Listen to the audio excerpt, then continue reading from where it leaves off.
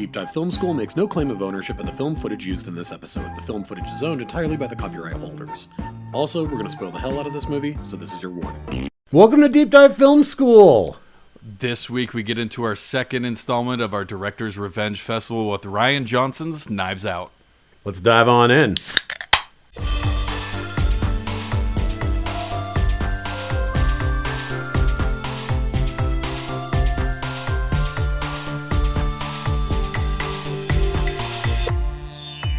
All right, everybody, I am Adam Sherlock. And I'm Adam Pulcher. And if you like what you see/hear, please like and subscribe. You can find us in all the spaces and places that people find good media. We're trying to grow the channel. We do lots of different kinds of festivals. We do punishment reviews. We do recasts. We do Forgotten Gems. We do all sorts of stuff. Please join us on the journey. Play along. This should be appointment viewing for those who love film history. Excited to get into this one. Excited about this festival. I think it's a fun angle to take the Director's Revenge. I think Rian Johnson is a very particular case that we had him on the list. I think this is actually the one. I think watching Knives Out is what gave me the idea for the festival, actually. Interesting. Because I would through the entire movie watching it, I was like, oh man, this has got to feel so good for him. For sure. Just to be, I think let's quit beating around the elephant in the room, but we're talking about Rian Johnson directing The Last Jedi really was where he, if you could call that a bad, part of your filmography, which most directors do, but because it's such a sacred thing, it's I don't know. Knowing and respecting Rian Johnson since I saw his first movie at Sundance, Brick. Yeah. From to now, I've always loved and respected him. I've followed him. He's a huge film nerd. And let me ask you, what film nerd wouldn't say yes to directing a Star Wars movie that grew up loving it, but you do something you don't think about when you take on Star Wars as a director. First, you probably go to there's stages, right? You go to your geekdom and you're like, oh, hell yeah, of course I want to be part of a Star Wars movie. I can't say no to this. I bet it's in there, right? Yes, exactly. And then you don't think about, the backlash you're going to get from fans, people, death threats. Star Wars is a very controlled environment, not making decisions like you probably normally would as a director on a film because you're dealing with a franchise here and it's a much bigger thing. There's a whole contingency of people, Kathleen Kennedy, etc., those kind of people that have a ton of control of that universe and make a lot of decisions. But he gets a lot of slack for this movie, which I actually think the third movie is way worse than the second movie. I mean, it's just a slow drowning in a pile of shit basically over the course of the three movies. So second one, tell us what you really think, Sherlock. I mean, but really and I don't think that it's Rian Johnson's fault at all, because in my estimation, I'm like, it, for him, I would imagine that he's like, well, yeah, I can't say no to this. I have to, I've been a fan. I grew up in the 80s. Of course I've got to do this, right? Outside of Looper, his first massive budget movie, right? But and is only real dipping into sci-fi. Brick is a retelling of, it's brilliant. I mean, it's a retelling of a Raymond Chandler noir style mystery done through high school. Which where even the language is truly original, unlike anything I've ever seen before. I agree, and I think he's been making movies like Knives Out his whole career. And before you judge him for taking on a massive amount of Star Wars and Star Wars hate, the Brothers Bloom with Adrian Brody and Mark Ruffalo, also a brilliant, amazing con movie. He loves these fun game movies and does it with this really original, fun style. I think I wrote 6 times in here, it's the little details in this movie that make this movie great, right? Yeah. And he's so good at that stuff. And if you watch all of his other movies outside of The Last Jedi, they're all brilliant. I challenge anyone who keeps talking shit on Rian Johnson to watch all of his movies before you continue to do so. Well, and I think that the real issue here, before we get into Knives Out, the real issue with the Star Wars film that he did is that they somehow, and this is the weirdest thing on the planet to me, they didn't have a map. I'm like, dude, just get on the phone for 5 minutes with Kevin Feige. Like, just for 5 minutes and be like, hey, Kev, and this is my Kathleen Kennedy impression. Like, hey, Kev, how'd you do it? How'd you do it? Right? Because seriously, you don't even need to go anywhere as in depth as what Marvel's done. But like, Marvel had it figured out by like Iron Man 2. By Iron Man 2, they had some massive whiteboard somewhere where they had like drawn it all out. And they were like, oh my God, you guys, not only do we get to make this fun universe where everything's kind of like tied up with a bow, but on top of that, we're going to make so much fucking money. This is going to be insane, so much. Right? Yeah. And then you go with Star Wars, you're like, you got it. The thing that should never be, which is George Lucas selling the rights to it, happened, right? Yeah. You basically get to print money. And then they were like, hey, you want to make a Star Wars movie? Guy who's made one science fiction movie? And he's like, well, yeah, I mean, I can't say no. And they're like, great, write it too. And you're like, what are you fucking thinking? Like, no, you should have the entire thing like dialed in to every last little detail, and then say, I don't think I knew he wrote that. And panache. I don't think I knew he wrote that. I'm pretty sure he did. I might be talking out of my ass, but I'm pretty sure he did. Which is why it was like, we go this direction, and then the last one they're like, we're going to go a different direction. So I just don't see how J.J. Abrams could make an equally shitty movie and not get any crap about it. So I feel for you, Rian Johnson. I'm fighting for you. I do think he's a hell of a director. Now let's talk about his revenge. Let's talk about what he did here, because I can't think of anything better. You know, I mean, again, when we reviewed Cats not that long ago, and we were talking about how like that director, Tom Hooper, just needs to go like, he needs to get himself a hermit crab shell and just go live on a beach somewhere. Like, I don't know who you're talking about. I've never made a movie, right? And like disappear for a couple years. Or the other thing you can do is make something like Knives Out, which basically it either shuts up the people who actually do love movies, and then everybody else that's just a big fat Star Wars nerd is going to just keep being a big fat Star Wars nerd, and who gives a shit about them anyway? So, like, to me, I'm like, this is like, which apparently Knives Out was supposed to be the movie he made after Brick. I didn't know that. He had the whole sketch of it. I don't think he had all the details worked out, but he knew he wanted to do an Agatha Christie style mystery, but he wanted to turn it on its head.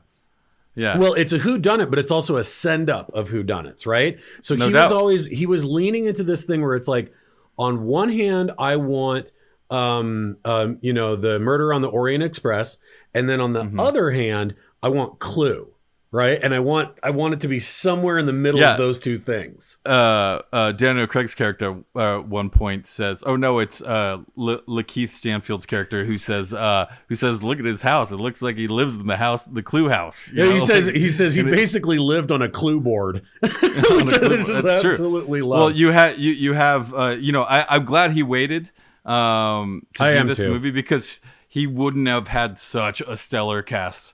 The cast here is outstanding. Daniel Craig, Chris Evans, Jamie Lee Curtis, Michael Shannon, Don Johnson, Toni Collette, Lakeith Stanfield, Christopher Plummer, and Ana de Armas as well. What a swan! Let's just say, what a swan song for Christopher Plummer, right? Oh yeah, I mean, we just lost him, and you go for him to get to play this old man, this like guy who's smarter than everybody else in the room. He is like, it's just such a great last kind of send off for him. For sure, he's this rich author who has this whole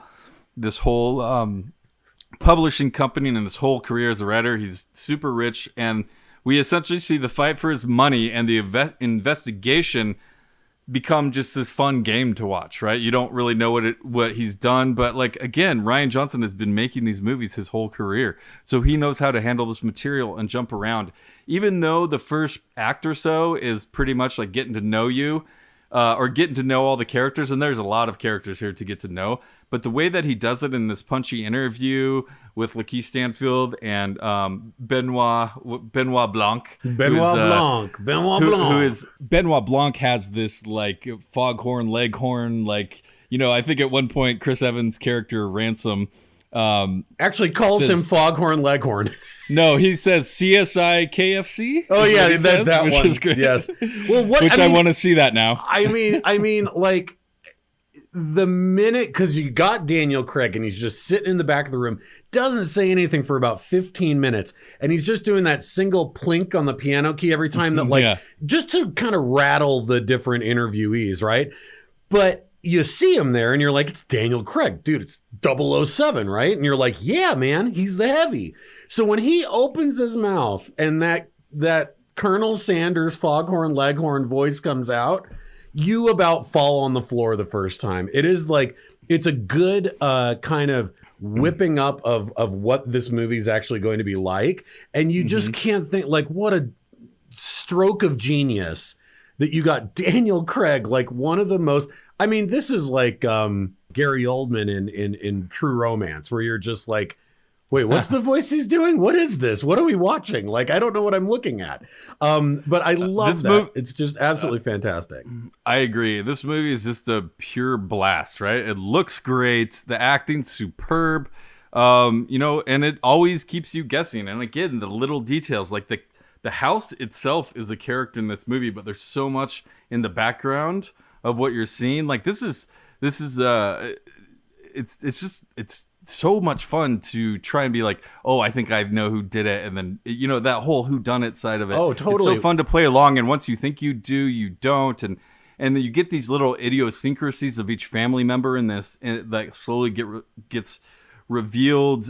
You have the stuck-up one, you have the selfish one, the racist one, you have the one that seems trustful, and of course we have Jacob, the alt-right troll dipshit, which is amazing. While the Nazi boy was masturbating in the bathroom, he said that he heard, and it's just like tossed in there so quickly. I love all that. I love how much this feels right at the cusp of 2018 when it was made. Like, it feels like that. It's funny. Like, that line you just said is hilarious. Like, there's so many little pithy things that he does throughout. It's a very, very funny movie. And I'd say that's the Michael Shannon bouncing back and forth with Don Johnson. Just a million things that are entertaining about this movie. That's one of the big differences, though. You said, he's been making movies like this his whole career. Nothing he's made is as funny as this. Like, that's true. This has some laugh out loud moments in it that are so funny. But, you're talking about this early setup, where we're interviewing all the different family members, and like you said, we're introducing so many characters, but each character is so much more than a sketch. Each character is so fully fleshed out of who they are, as you're saying, that not only is it fleshed out, but then it's a really amazing actor, and each one of these actors is getting to chomp the scenery. And then on top of that, we're getting Lake Stanfield doing the interviewing and asking these questions. And this thing keeps happening, which is a person gives a really dry answer of what happened that night of the party. Then the detective pushes in, and then we see what actually happened, right? And we get the flashback. And the flashback is every single flashback makes everyone look guilty as sin. And then we go back to them lying about what actually happened. Like, no, like, oh, I wasn't double dipping to the tune of $400,000. It's like, there was a mix up with the checks. And so we needed to get all that worked out. Harlan's picking them off one by one, and it's great to watch. So you have this birthday party that's kind of the culmination of the event and of his death. And, you have Harlan, who is this mystery writer who just loves to play games. Even when Marta gives him too much morphine, he's like, "Oh, I got to write this down. That's good. That's a good plot twist." That is such a fantastic moment. Yeah. It's amazing. So you have him playing all these games. But to your point earlier about how fleshed out these characters are, Rian Johnson was talking to the costume designer and talked about Ransom's clothes, Chris Evans' character, and he said it's someone who has really nice clothes but doesn't take care of them. But it's just like the idea that we're thinking of that stuff, thinking that deeply about that stuff, I think is really, it really is noticeable. Everyone is a suspect here. And of course, Ransom, even with that name, right? That name, you're like, he's got to be the bad guy. Yeah, totally. It's just a fun puzzle that we're putting together. Well, and you talked about the house being this character. This is the other thing that really stood out to me. I mean, Brick, for being low budget indie film, looks amazing. Like, it looks really, really has a dynamic look to it.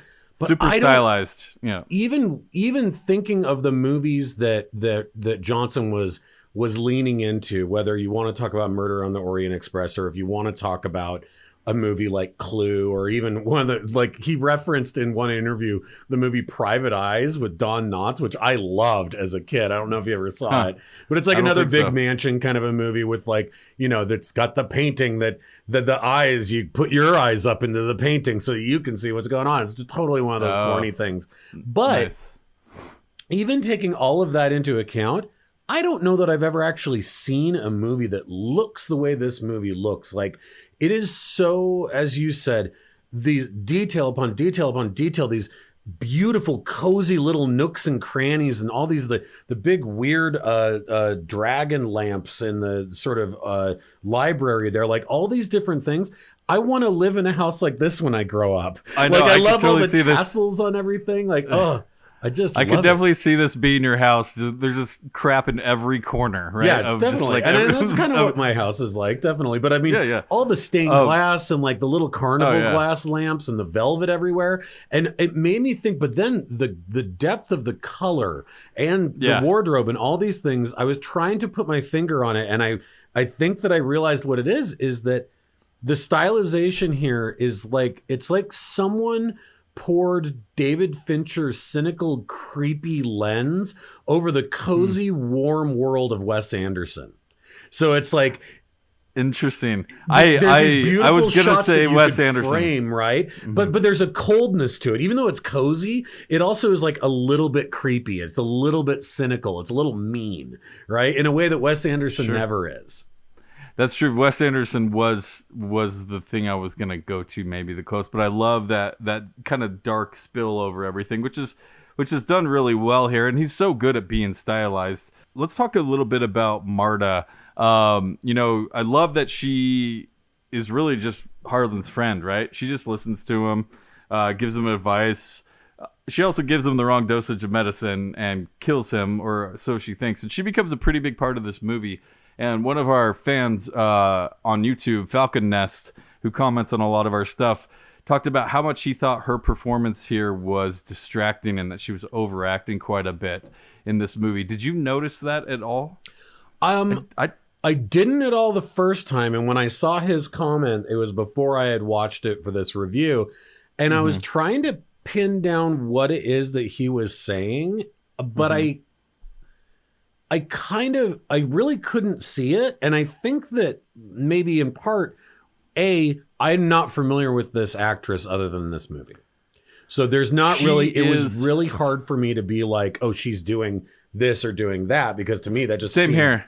Like who same she here. is. The only other thing I think she's in is Blade Runner 2049. That's right. I remember her in that. I do remember her in that. But I guess I agree with you. Overacting to me has to be a little more loud, and there's so much going on in this movie that even if someone is overacting, in 3 seconds you're over here watching this other thing and something else going on and you're trying to follow the story. So to me, it never was that distracting. She also has to play. There's a very interesting lift that the actress here has to do, which is she has to be the kind of innocent, like the innocent, wholesome character, because everybody else is bombastic. Like, even if you're talking about Jamie Lee Curtis, where her character is not, only has a handful of outbursts and spends a lot of the movie a little bit more reserved, even that reservedness is a caricature that makes it really work. And so the one character here who has to be like, these people, is the Marta character. And so it does have to be this exasperated, wide-eyed kind of a thing. So I could see how somebody might be like, boy, that's really one-dimensional. But it's kind of the only way that the character of Marta works, because everybody else sort of is bouncing off of her.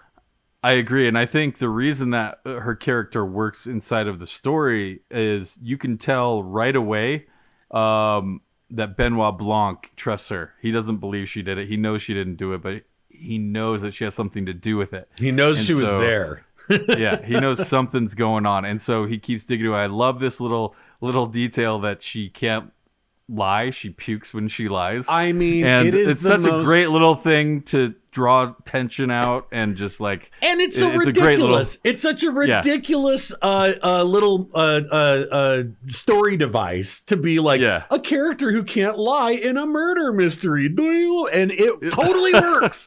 It's so ridiculous because the movie just accepts it and embraces it. Much like the KFC accent that Daniel Craig is doing, you embrace it, and so then you're in it, and you go, you know what? I totally believe that this is something that happened here. Now, I will say the one thing about the Marta character that just, boy, I did not see coming at all is who would have thought in 2018 Rian Johnson would make a Agatha Christie style murder mystery that ended up being like one of the most subversive movies about class warfare and low-level racism. You know what I mean? Like it hits it so perfectly on the nose. This, Marta, the privileged white family. Yeah. You're part of the family, right? Oh, you're part of the family. And then they want to take care of her. She's always being good to their dad. They want to compensate her. Immigrants are such hard workers. Your family did it right. You came here, and the minute that the money is in danger, boy, how they flip on you're not even from here, how they flip on your mom is here illegally. Like, again, it is so socially conscious in this way that, like, I didn't see that coming at all. The genius of it is how subtle it is, right? Because you have this privileged white family talking down to this person. They say like 3 or 4 different countries that she's from. No, it's from Paraguay, right? Yeah, Ecuador, Brazil. Ecuador. Yeah. They no one actually. Nobody knows. Nobody knows. They just think, oh, she's from South America somewhere. Yeah, exactly. But I agree. But you have this family, and then the fact that this rich heir is so close with her, he figures out what's happening. And basically goes into book mode and tells her how to do it and how to get away with it. Now you need to go down here and drive past this statue and turn right, so you're off the cameras, and then come back up the side of the house, and all these little things inside the house, like the secret window and that type of stuff. It's so great. Well, and then there's this double subtext where we understand. So it's kind of the movie is actually a reverse Rashomon, right? Like if in Rashomon, that's funny. That's good, right? Like if in Rashomon, every character starts telling their version of events, and then we see their version of events. Every flashback here is real, but the only difference is that characters only have certain pieces of the puzzle. So when the old man is telling her, you got to do this, and I want you to go do this, and I want you to go do that. We only have a part of what his motivation is. Yeah. When we learn later the reason why he is so adamant about her not getting caught, right? It's all these little bits and pieces where the story continues to evolve, even though we think we learn the truth very early on, which is that she poisons him, right? He's dropping little clues. There's blood on Marta's shoe. She comes down off the house and says, "Ransom, you're back again," and we don't know what that means, and you're just trying to put it together. But the little piece of wood that breaks off of the lattice, like genius, it's all over the place with that. And I have to say, Chris Evans, I've watched enough interviews with him. I really, really like the guy. He just seems like a really genuine guy.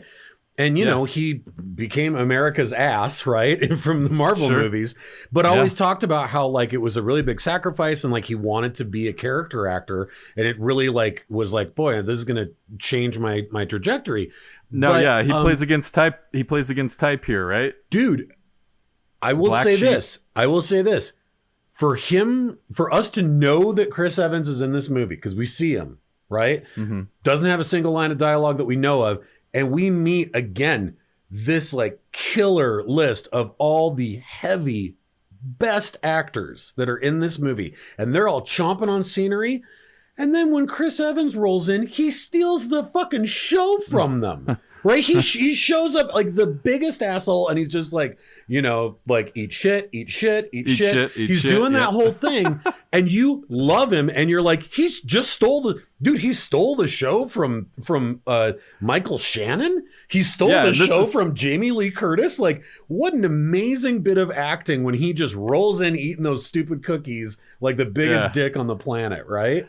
No, I totally agree. It's fun to see Captain America not be Captain America, right? Or in that Ted Bundy sweater of his, right? It's like so good. Yeah. The only thing I wish is that he had a mustache.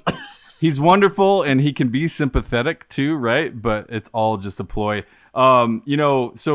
He's there for this will reading, and I love Benoit Blanc's description. Marta's like, I've never been to will reading before. He's like, it's basically a theater production of a tax return. Yeah. And which I thought was such a great explanation of it. But, big spoiler here, but he leaves Marta the money, right? He leaves her everything, the house, the publishing company, all of his $60 million. $60 million. And the family freaks out. And that's when their true colors come out, right? Yeah. Everyone is going after her. Everyone finds out what's going on. And actually, it's Ransom who comes to her rescue.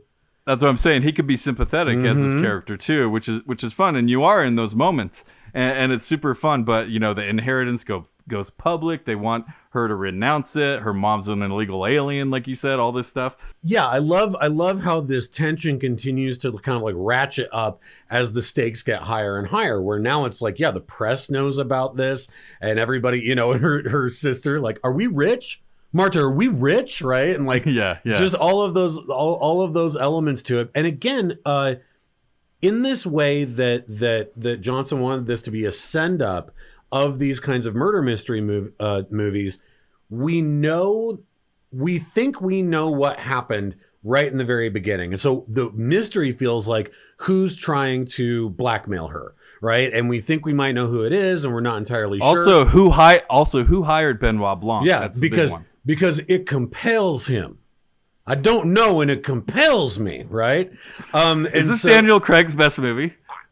Yeah, I think it is. It might be. Well, you know that Ryan Johnson is making a part 2. It's in pre-production right now, and his idea is a whole series of Knives Out movies that just have Daniel Craig, right, as Benoit going to Blanc, his next case, right? Going on to his next case. And I'm like, yes, please. Yes, for the next 20 years, I will watch every single one of these because it is so much fun.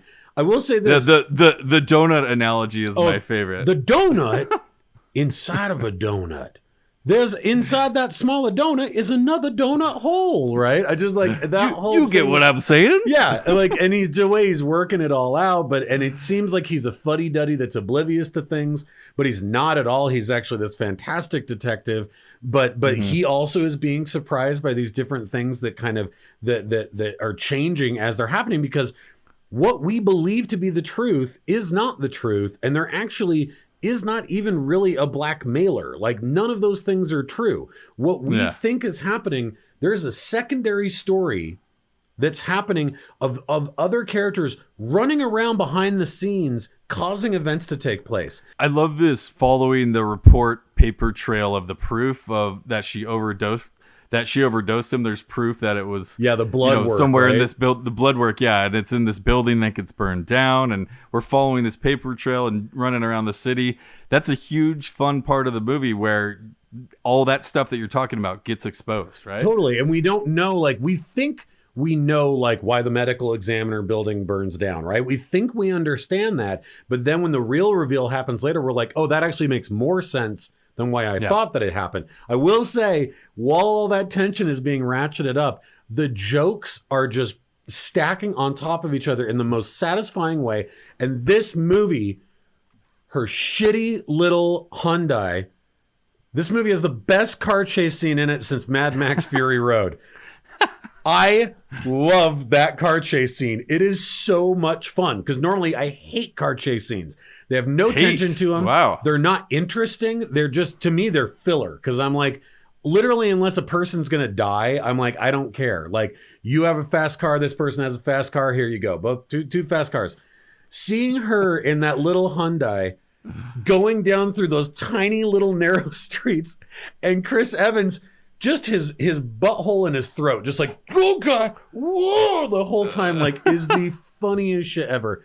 And then it just ends, right? Like, it ends and they catch up to her. So it's not even like they get away. But just that whole sequence in there, I was like, oh my God, if I couldn't love this movie anymore, that sequence just had me like laughing out loud the whole time. The fact that it's just a shitty little car. Yeah, and like that she just hits the brakes in the middle of the road and they all go flying past her.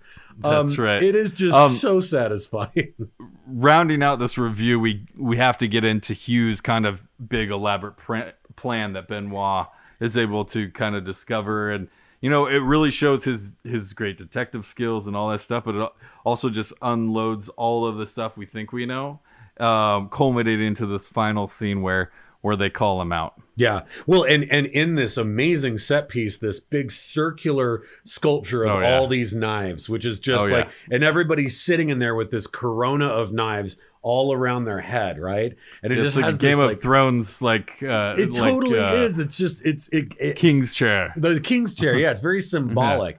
And when we find out basically that like, and this movie just improves upon rewatch because you then start to realize how truly clever it is and what each one of these scenes actually means. I agree. I think I've watched this probably about 4 times now, and you know, a movie like this is never as good as the first time because you do know what's going on, but Rian Johnson does so much with those little details and the cleverness that it is just as enjoyable to watch multiple times, just because there's just so much to pick up on. There's so much out there to grasp onto and follow, and you can go in it's kind of a choose your own adventure, right? Just like Clue. Yeah, it definitely is. It definitely is. Yeah. I mean, there's so many setups and payoffs for all of the different events that take place, and these moments where a character, you think that a character is learning the truth when actually all that's happened is the character goes,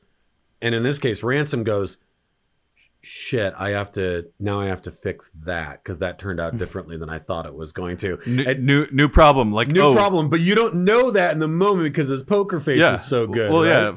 It's the Fran's not dead. Like, oh no, she survived. It just keeps going back and forth. And again, one of our characters barfs if they tell a lie. And so it just like, it twists that even more. Great comeuppance and I love that he doesn't realize that he confesses there and he gets stuck with the toy knife. Yeah, which is alluded to by the old man in like one of his very first scenes. Right? That poor kid wouldn't know the difference between a dagger that could kill and a cheap theater prop. And then that's literally what happens at the end, which is just fantastic. Couple of little side notes. If you haven't seen the 1972 film Sleuth, starring Michael Caine, that is actually where the whole look and feel for this movie came from, including actually the really creepy animatronic fisherman puppet that is in the house in Sleuth makes an appearance. He got I believe it's the same prop. I believe it is the exact same fisherman prop from Sleuth. He somehow acquired it and put it in the house. So it shows up in the movie. The last thing I'll say, that ending shot of her on the balcony in the house with the coffee cup that says "My house, my rules." My house, my rules. And all of them below her looking up at her as the shot we end on. Again, amazing. So subversive, so much to do with racism, classism. Like, again, what an amazing revenge for Rian Johnson here. I agree. Last thing I'll say, I'm so glad Don Johnson is able to do stuff again. I'm so glad you said that. I forgot it. I had it in my notes. I'm glad it's his time. He's so good. He was so good in Watchmen. He was so good in Django Unchained. Like, and he's just fantastic here. Just like, oh, what a beautiful douchebag. He's wonderful at it. Yeah. All right. Well, that's our director's revenge. Next week, we're going to get into Ridley Scott's The Martian. So make sure you like and subscribe in all the spaces and places where you find good media. And we will see you next week. Bye, you guys.